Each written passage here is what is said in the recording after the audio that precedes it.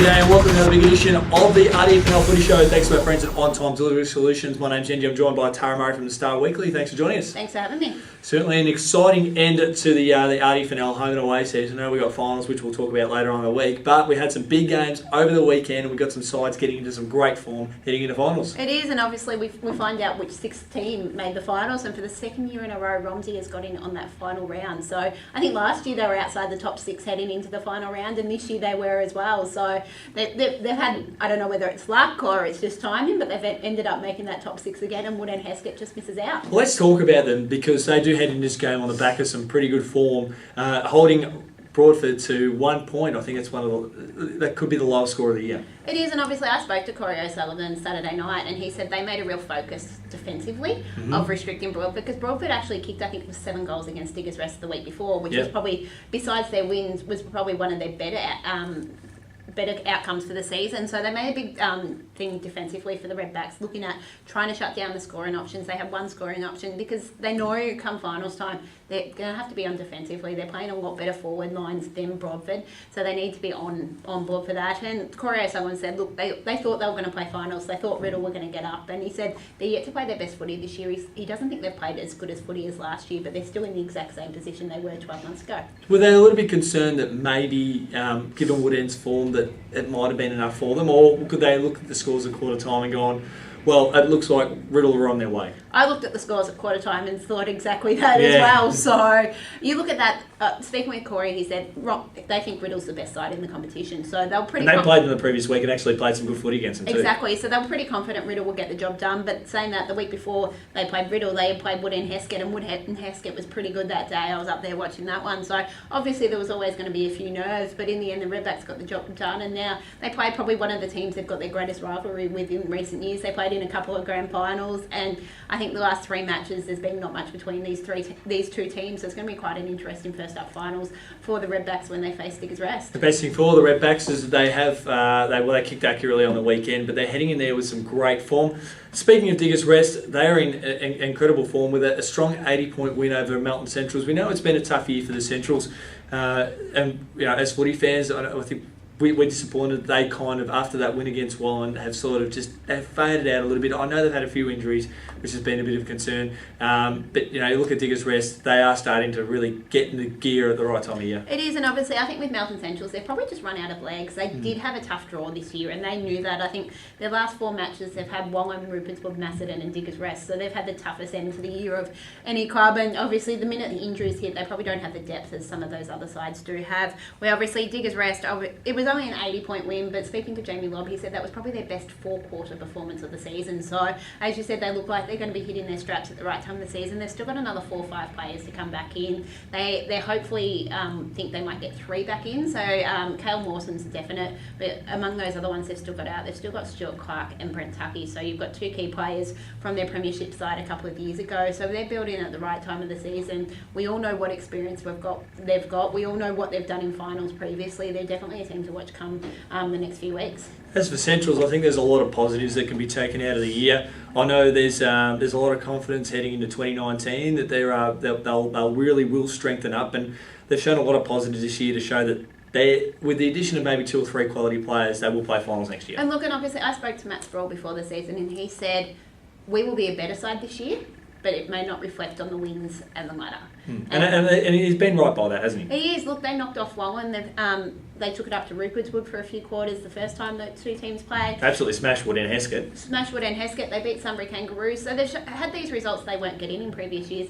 Plus they've knocked off all those teams they're expected to. I think they played Lancefield, Broadford and Rockbank only one each. So you get them 1 each, and they're basically guaranteed wins for those sides. It does make it a little bit tougher. So they have had a tough draw, but it will set them in good stead for the next few years. They managed to get a couple of recruits in this year. Dylan Weir was probably the big one down there at full forward, and he finished in the top couple in the league goal kicking. So you've got someone like him. If you get a few more players into that side, a little bit more experience, they'll probably look to get an add in. They're definitely a side to watch in the next few years. Macedon starting to get in some form, heading into finals with a big win over Lansfield. It was sort of what we expected. In the end, it was only 1 goal for Lansfield, so pretty disappointing and a pretty tough day. But the Cats would be looking to bounce back. They've been a little bit up and down heading into finals. They lost to the Sunbury Kangaroos the week before, so they had to drop this one to Lansfield. Yes, they were playing finals, but you could basically just write them off, and they had lost to Lansfield in that final round.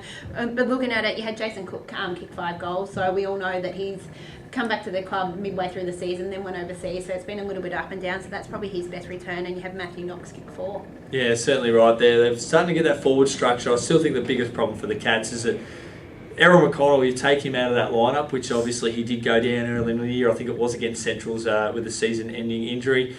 And then even Sean Harrison, he hasn't played footy this year. I'm led to believe he's still registered with the Cats, so he might be able to come back in 2019. But you take those two speedsters out of that lineup, it makes a big difference to their midfield. It is, and Casey Summerfield has missed several games as well. So he's been injured a lot of the year. He's been in and out of the side with injuries. So you take those guys out of their midfield, they do struggle. They do still have a lot of class in there. And obviously Matt Dick, Daniel Markworth have been two that have sort of stood up recently. Jack Mills is another one who was named best on the weekend. So they still have a lot of class through there, but it's probably that little bit of extra depth that they haven't got in the midfield. Saying that Zach Smedley has stepped into that midfield role and has probably had to step up from being the 3rd or 4th best midfielder to at times being their number 1 midfielder. So it does get those guys through the side, but they probably don't quite have that depth they had last season. Riddle had a big win over Wood and Heskett to complete the final puzzle piece for 2018 in the top 6. It is, and obviously the Hawks needed a good start against the Bombers, and they didn't get that. I think they didn't kick a goal in the first quarter. Correct. So their finals hopes was sort of game over at quarter time. I think last time these two teams played, the Bombers absolutely dominated, then the Hawks kicked 8 goals in that last quarter to make it a little bit more respectable, but there wasn't this time. It was a complete dominant performance by the Bombers. I think the Bombers as well, they were struggling the previous week against the Redbacks. The Redbacks sort of took the game up to them. So for them, their winning streak continues to, I think it was a 13 to finish out the year, but that they're able to probably get a better performance heading into finals now. It is, and that's what they want. Obviously, they do finish second. Yep. Which, considering they lost their first 3 matches, a lot of people would have gone yes or no. But as we seen in previous years, the Bombers start poorly, and then they start to build, and they've got a number of different options.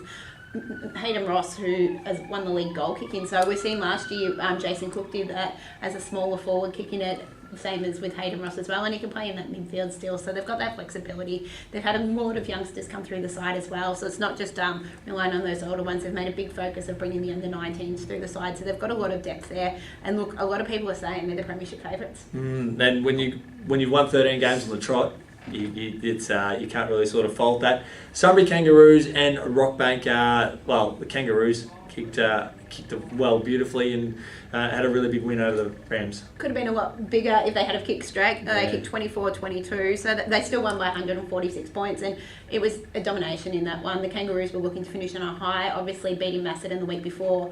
They put a lot of confidence, and look, they got a couple of players back for that final round. Ty Cuff was one of them, and he was named in the best. But you look, they have 14 goal kickers across the board, so everyone sort of chipped in. Mitch Strafe kicked 4 goals, and he was named in the best along with Ty and Matty Walsh, so some of their experienced players. And it was a good way to finish a tough season for the Kangaroos. They always knew they didn't have that depth, and then that was compounded by injuries and player availability, and they just weren't able to get going. They did show at times they can match it with those top sides. They did beat Macedon, they did beat Wood and Heskett, and they should have knocked off Wallam early in the season as well. So you look, if they had got a couple more wins in those matches they were in, they could have been really pushing for finals, but unfortunately it was just a tough season for them. Burjo didn't really register too much on the goal scoring front, but as you said, they had plenty of supporters up forward. They did, and that's at times they've shown that. They've got different guys kicking the goals. They're not relying on 1 or 2 just to get them across the board. So look, you have 14 different ones, then that's telling you you've got a spread of players going forward and kicking goals. But we're seeing that across the season. Burjo's kicked a couple of bags, but probably hasn't dominated week in, week out like some of the other key forwards in the competition. What do you make of that loss for Rockbank? It's been a tough season for Rockbank. They've had injuries. They've struggled to get their best side on the park. We always knew it was going to be a tough year. They always said it was going to be a tough year. So look, for them, it's about building. They've had 2-3 years in this. Whether they can get a few more recruits in over the off season, add a little bit of more experience, and see them climb up the ladder. I know they're getting everything right off field. Now they'll start putting a little bit more money into the on-field side of things and get them back up the ladder. I still think they're sort of the best 6 to 8 players. You could basically put them into any of the top 6 sides, and they'll have just as greater impact. I think they've got that. They've got their top third is absolutely outstanding. Who's that? For Rockbank. Rockbank. Yeah, that's it. They've got the top class, but it's that extra depth. Yeah. And that's sort of where they struggle a little bit. Obviously, the Cameron boys are a couple there. Alan Greenwood.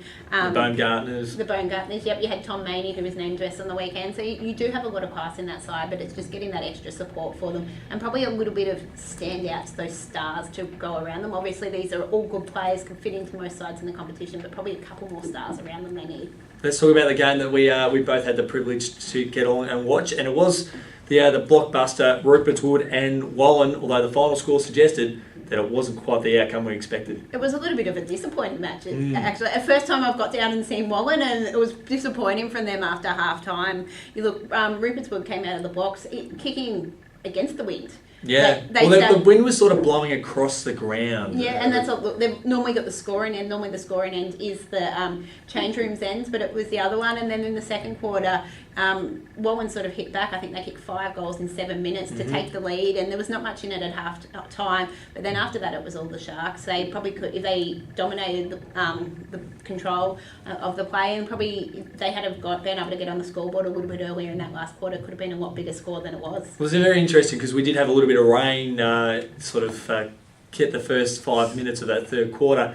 The Pies went from kicking 7-2 from 9 scoring shots in the first half to 1 goal 8 in the wet conditions in that third term alone. So the same amount of scoring shots, but not quite the return. And by then, the game was already beyond reach. Exactly. And look, I think the Magpies would have been a little bit disappointed. They have at times dropped the ball for just periods of time. So it might be a half or a quarter. And whether that's the little bit of inexperience of this side, they haven't played a lot of finals together, where when you play these sides that have been in finals year in, year out, they have that experience and probably don't have those down patches as much as sides that are still learning. But in the same time, you look, Wallen still finished 4th.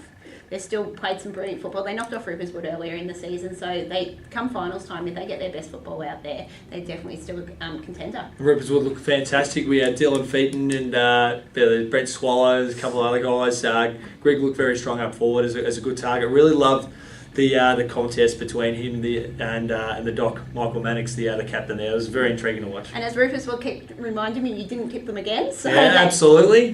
They keep reminding me that every time I'm out there, tell you to tip us. So they say that week in, week out. And obviously you talk about players for the Sharks. You had Dean Puck come back through the reserves, and speaking with Nick Ash, he said Dean should come back into seniors next week. Plus Brett Chambers is another one who looks likely to come back into the senior side as well. So they've still got a couple of players to come back into that side. It'd be hard to find out who you will take out of that lineup, but it'll make it very interesting as we do talk up finals a little bit later on the week. Tara, thanks so much for joining us, looking back on the final round of the home and away season for the RDFNL, and we look forward to catching up with you later on the week. Thanks for having me.